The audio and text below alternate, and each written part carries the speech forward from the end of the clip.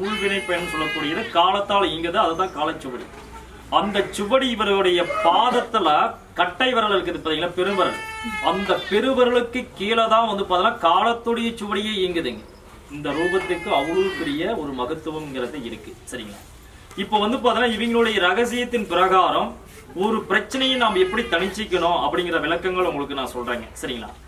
காலையில வந்து பாத்தீங்கன்னா 8 to 9 வந்து பாத்தீங்கன்னா சந்திரகால ஓரை. சந்திரகால ஓரைனா குளிகையில சந்திரகால ஓரை வரது வந்து பாத்தீங்கன்னா சமுத்திர அம்மனுடைய நேரம்.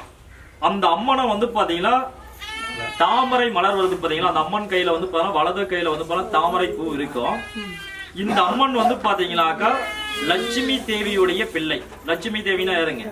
உங்களுக்கு லட்சுமி கடாசம் கிடைக்கணும், 16 செல்வங்களும் சகல ஐஸ்வர்யங்களும் கிடைக்கணும்னா லட்சுமி தேவியுடைய அருள் மட்டும் இருந்தால் போதாதுங்க. சமுத்திரத்துடைய அனுகிரகமும் ஒரு மனிதனுக்கு இருந்தால்